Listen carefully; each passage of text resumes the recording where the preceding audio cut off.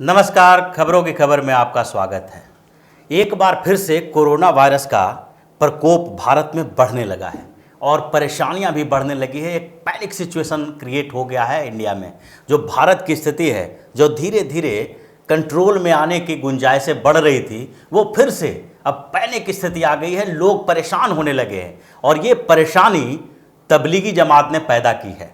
ये जो मुस्लिम संप्रदाय के लोग हैं, जो लोग ये धर्म के प्रचार के लिए इधर उधर जो मीटिंग करते हैं, तबलीगी जमात के लोग जो पूरे विश्व में फैले हुए हैं, इन लोगों ने कोरोना वायरस के प्रकोप को समझा नहीं और अपने धर्म प्रचार के लिए ऐसी गंदी या घटिया नीति अपनाई है, जिसके कारण पूरी दुनिया में इस संप्रदाय के लोगों के कारण, पूरी दुनिया में इस जमात के लोगों के कारण एक ऐसी स्थिति उत्पन्न हो गई है कि कोरोना वायरस से लड़ने की सारी जंग कमजोर पड़ती दिखाई पड़ रही है। सारे प्रयास कमजोर होते दिखाई पड़ रहे हैं। दिल्ली में जो घटना घटी है, वो घटना ऐसी है जिसके बाद इनके ऊपर प्रतिबंध लगाने के अलावा और कोई चारा नहीं है। इन लोगों ने जैसी स्थिति पैदा की है, उसको देखते हुए कहा जा सकता है कि इस पे कठोर प्रतिबंध लगाना चाहिए और सिर्फ भारत में नहीं बल्कि दुनिया भर के देशों को इसके लिए एकजुट होना चाहिए और धर्म के नाम पर कट्टरता फैलाने वाले इस जमात को के ऊपर कठोर प्रतिबंध लगाना चाहिए कि फिर बाद में जब ऐसी कोई स्थिति आए तो ये लोग ऐसी घटना न दोहराएं, इसी तरह का काम न करें जिससे कि दुनिया के एक तरह से मानवता संकट में आ जाए। अगर देखा जाए तो इन्हें मानवता का दुश्मन करार दे देना चाहिए।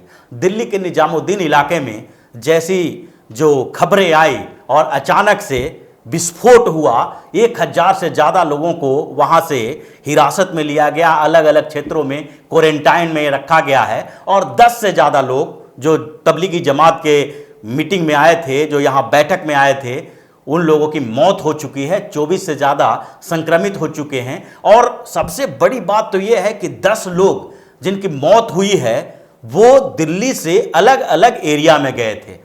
तेलंगाना गए, 6 लोगों की मौत हुई और तेलंगाना जाने के क्रम में इन लोगों ने कितने लोगों को संक्रमित किया होगा, इसकी रिपोर्ट अभी आनी बाकी है। जब ये सारी रिपोर्ट आएगी तो उसके बाद ये पता चलेगा कि इन लोगों ने किस तरह से पूरे देश में घूम घूम कर अलग अलग क्षेत्रों में कोरोना वायरस फैलाया है। तबलीगी जमात की ज़रूरत क्या है? अभी आधुनिक विश्व में ऐसे संगठनों की क्या ज़रूरत है जो इस तरह के दुनिया भर में घूम घूम के धर्म के नाम पर कट्टरता फैलाते हैं? ये हिडन एजेंडा है। अगर प्रत्यक्ष रूप से देखा जाए तो इनका उद्देश्य ये जो बताते हैं कि हम परंपरागत इस्लाम को मानने वाले लोग हैं और इस्लाम की सुरक्षा के लिए, इस्लाम को बनाए रखने के लिए अलग अलग क्षेत्रों में जाकर बैठकें करते हैं और इस्लाम के प्रचार के लिए काम करते हैं। इस्लाम के प्रचार के लिए काम करने वाले लोग जिस तरह से धर्म के नाम पर कट्टरता फैला रहे हैं, उसकी पूरी जांच होनी चाहिए। अगर इस जमात के लोगों का, इस संगठन का इतिहास देखें तो भी ये पता चलता है कि इसका जो स्थापना की गई थी, इसको जो बनाया गया था, उसका उद्देश्य क्या था। इसका उद्देश्य ही इस्लाम का प्रसार करना नहीं बल्कि एक तरह से उस विचारधारा को पनपाना था, उस विचारधारा का प्रचार करना था जिसके तहत इस्लाम को एक ऐसी व्यवस्था के तहत लाया जाए, ऐसी व्यवस्था इस्लाम में बनाई जाए जो जबरदस्ती इस्लाम में किसी को बनाए रखना होता है। मतलब धर्म के प्रचार के नाम पर आप धर्म को संकुचित करने की कोशिश करते हैं। दरअसल अगर इसके इतिहास को देखें तो मुगल काल से चलना पड़ेगा, क्योंकि पहले जब भारत में इस्लाम का प्रचार हुआ, इससे पहले दिल्ली सल्तनत और उससे पहले जो इस्लामिक आक्रांता भारत में आए, उसके बाद धीरे धीरे इस्लाम का प्रचार धीरे धीरे भारत में हुआ और बहुत सारे लोगों ने जो यहाँ पर जो सल्तनत चल रही थी, दिल्ली सल्तनत के बाद, मुगल काल के बाद जो वहाँ पर शासन चल रहा था भारत में मुगलों का, सल्तनत काल का, तो मुसलमानों के शासन के दौरान बहुत सारे लोग ऐसे थे जो मजबूरी में इस्लाम कबूल किया। बहुत सारे लोगों को धमकी देकर इस्लाम कबूल करवाया गया और बहुत सारे लोग जो कुछ फ़ायदे के लिए उन लोगों ने हिंदू से इस्लाम यानी मुसलमान बनना स्वीकार कर लिया। तो ऐसी स्थिति चलती रही और जब मुस्लिम शासन था तो उस समय लाखों की संख्या में लोगों ने इस्लाम कबूल किया और उसके बाद जब मुस्लिम शासन खत्म हुआ जब मुस्लिम शासन का अवसान होने लगा और उसके बाद ब्रिटिश काल शुरू हुआ, यानी कि अंग्रेजों ने भारत पर कब्जा किया और उसके बाद भारत की व्यवस्था बदल गई। मुसलमान और हिंदू यानी इस्लाम और हिंदुत्व दोनों की एक बैलेंस अप्रोच ब्रिटिश का रहा इसके बीच में, और वो जो फूट डालो और शासन करो की नीति पर चल रहा था, उन दोनों के बीच संघर्ष की स्थिति भी उत्पन्न करने में कोई कोर कसर नहीं छोड़ा। तो ऐसे समय में जब इस्लाम का राज खत्म हो गया तो बहुत सारे लोग जो हिंदू धर्म छोड़कर इस्लाम कबूल कर चुके थे वो फिर से वैसे ही परंपराओं का पालन करने लगे, वैसे ही जो हिंदू धर्म के रीति रिवाज थे उनके तरफ बढ़ रहे थे। उस समय भी जब उन्होंने इस्लाम कबूल किया था उस समय भी उन्होंने सारी परंपराएं छोड़ी नहीं थी, वो हिंदू धर्म के कई परंपराओं का पालन करते थे। लेकिन जब इस्लाम का शासन खत्म हुआ तो वो धीरे धीरे अपने पुराने धर्म की तरफ लौटने लगे। और उसी समय जो कुछ समय के बाद ही लगभग 1875 ईस्वी की बात है जब यहाँ पर स्वामी दयानंद सरस्वती ने एक आंदोलन चलाया, आर्य समाज की स्थापना की, और वो आर्य समाज में वो वेदों की तरफ लौटने की बात करने लगे। भारत में हिंदू धर्म की जो कुरीतियां थी उसके खिलाफ इन्होंने एक बड़ा आंदोलन चलाया, जिसमें जाति प्रथा के खिलाफ भी एक बड़ा आंदोलन था कि हिंदू धर्म में जो जाति प्रथा बनाई गई है वो बिल्कुल ही गलत है।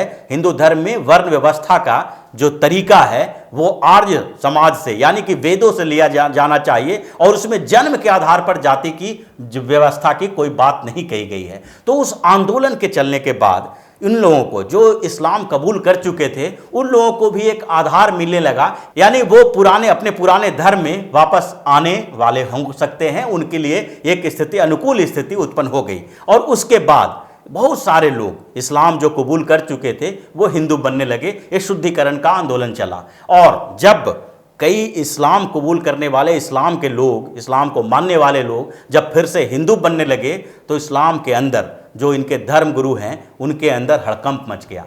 इन लोगों ने सोचना शुरू किया कि आखिरकार इसकी सुरक्षा कैसे की जाए। हम परंपरागत तरीके से इस्लाम में, जो इस्लाम धर्म में जो पहले से लोग कबूल कर चुके हैं, अगर वो फिर से हिंदू बनने लगे और इसी तरह से आगे बढ़ते रहा है यह आंदोलन, तो फिर हिंदुस्तान में इस्लाम खतरे में हो जाएगा। और उसके बाद ही हरियाणा के नूह से ये शुरू हुआ तबलीगी आंदोलन।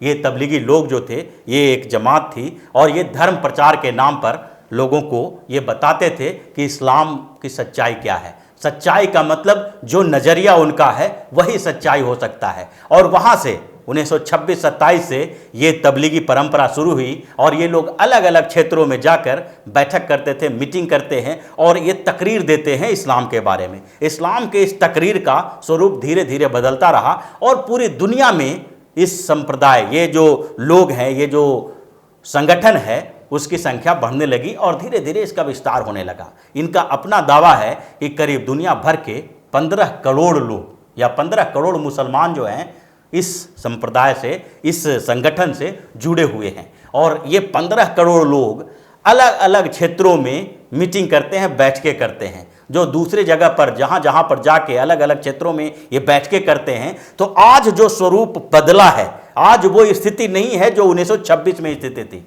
आज जो लोग ऐसे, मतलब कन्वर्जन इतना आसान नहीं रह गया है, लेकिन जो आज इनका एजेंडा है पहले के एजेंडे से अलग हो गया है। हो सकता है कि उस समय इनका एजेंडा परंपरागत रूप से धर्म के प्रति आस्था व्यक्त करने के लिए थी, लेकिन आज इनका एजेंडा अलग हो गया है। ये अलग अलग क्षेत्रों में जो मीटिंग करते हैं, बैठ के करते हैं, उनकी तकरीर बहुत खतरनाक होती है। वो धीरे धीरे इस्लामिक कट्टरता पनपा रहे हैं, इस्लामिक कट्टरता का प्रचार कर रहे हैं। ये छोटे छोटे जगहों में भी जाते हैं। हिंदुस्तान में ही अगर आप ये दिल्ली के निजामुद्दीन की घटना देखें तो यहाँ विश्व के कई, दुनिया के अलग अलग देशों से जो मौलाना मौलवी या फिर जो उनके समर्थक हैं वो लोग आए हुए थे। दिल्ली में ही निजामुद्दीन में जो 1000 से ज़्यादा लोग पकड़े गए हैं, जिनको हिरासत में लिया गया है और अलग अलग क्षेत्रों में क्वारंटाइन के लिए भेजा गया है, उनमें से भी 200 लोग हैं जो विदेशी नागरिक हैं। मलेशिया, इंडोनेशिया, किर्गिस्तान, ऐसे ऐसे देशों से आए हुए लोग, इनका ये जो आधार है वो भी अलग है। ये जो लोग आए हुए हैं इनके आने का तरीका भी इलीगल है। इनमें से बहुत सारे लोग ऐसे हैं जिनको धार्मिक रूप से, जो धार्मिक आयोजन में भाग लेने के लिए कोई वीज़ा नहीं दिया गया था। ये लोग जो बाहर से आए हैं, मलेशिया से आने वाले लोग, इंडोनेशिया से आने वाले ये लोग, ये मुस्लिम संप्रदाय के जो मौलवी मुल्ले हैं, ये लोग टूरिस्ट वीज़ा पे हिंदुस्तान आते हैं। ये अलग अलग क्षेत्रों में फैले हुए जो लोग हैं, ये पहले से ही ये तय कर लेते हैं कि हमें इन देशों में जाना है तो उसका तरीका क्या होगा, और उसके बाद ये टूरिस्ट वीज़ा पर हिंदुस्तान आते हैं। उसके बाद अलग अलग क्षेत्रों में जाकर बैठ के करते हैं और फिर एक साथ मिलते हैं। निजामुद्दीन के एरिया में इनका ये जो मुख्यालय है, वहाँ पर इन लोगों ने मुलाकात करने की सोची थी और ये इनकी बैठक चल रही थी। इन लोगों को पता था, ऐसा नहीं है कि इन लोगों के पास जानकारी नहीं थी कि कोरोना वायरस पूरी दुनिया में फैला हुआ है और जहाँ जहाँ से ये लोग आ रहे हैं उन देशों में भी कोरोना वायरस का कहर बरपा हुआ है। ऐसे में अगर मानवता नहीं रहेगा, लोग नहीं रहेंगे, लोगों के जान पर खतरे हो जाएंगे, तो आप धर्म प्रचार किसके पास करेंगे? आखिरकार धर्म के लिए लोगों की जरूरत होती है। अगर लोग नहीं रहेंगे तो धर्म नहीं रहेगा। लेकिन इन लोगों को ये समझ में नहीं आ रहा था कि ऐसे कठिन दौर में भी हमें कहाँ जाना चाहिए, कहाँ नहीं जाना चाहिए। भारत में मार्च के समय से ही ये हंगामा चल रहा था और कोरोना वायरस के बाद जो धीरे धीरे यहाँ मामले बढ़ रहे थे, उसके बाद बार बार सरकार की तरफ से ये अपील की जा रही थी कि भीड़ इकट्ठा न करें, धार्मिक आयोजन न करें। यहाँ तक कि सरकार, जो बीजेपी की सरकार है, उसने सबसे पहले, उसके अध्यक्ष जेपी नड्डा ने घोषित कर दिया, ये बता दिया कि हम अगले 1-2 महीने तक कोई भी बड़ी सभा नहीं करेंगे, कोई भी मीटिंग नहीं करेंगे, न कोई विरोध प्रदर्शन करेंगे, और यहाँ तक कि अपनी पार्टी की भी मीटिंग भी उन लोगों ने स्थगित कर दी थी। लेकिन इन लोगों को इस बात का ध्यान नहीं था। ये लोग ये नहीं सोच रहे थे कि यहाँ पर आने वाले लोग कई कोरोना वायरस से संक्रमित हो सकते हैं। इस बात की जानकारी थी या नहीं, ये तो बड़ा सवाल है। ऐसा तो लगता नहीं है कि इन लोगों को इस बात की जानकारी नहीं थी कि दुनिया भर में जिस तरह से कोरोना वायरस का कहर बरप रहा है, फैल रहा है, ये संक्रमण धीरे धीरे फैल रहा है, वैसे में इतने देशों से आए हुए लाखों लोग जो अलग अलग देशों में जा रहे हैं, उनके बीच कुछ ऐसे लोग नहीं होंगे जिनको कोरोना वायरस का संक्रमण हो, जो कोरोना वायरस से संक्रमित हो। इतना जानने के बावजूद अगर ये ऐसा काम करते हैं तो इनको जिहादी कहा ही जा सकता है। ये एक तरह से जिहाद है, जिस जिहाद के आधार पर ये लोग एक महामारी को फैलाने की कोशिश में लगे हुए थे।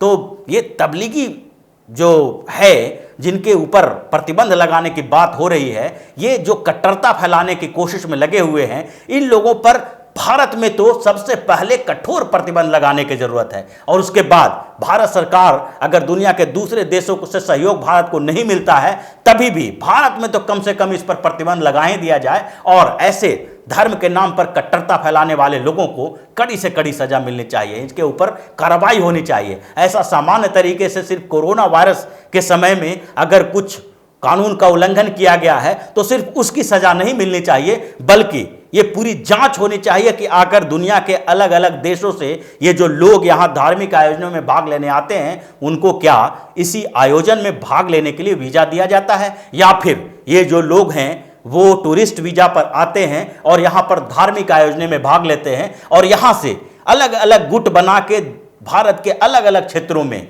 छोटे छोटे जिलों में, अलग अलग राज्यों में इनको भेजा जाता है ताकि ये कट्टरता फैला सके। तो इसी तरह की खबरों के साथ फिर से हाजिर होंगे। तब तक के लिए बने रहिए हमारे साथ और देते रहिए हमें सहयोग, ताकि इसी तरह की खबर हम आपके लिए लाते रहें। धन्यवाद।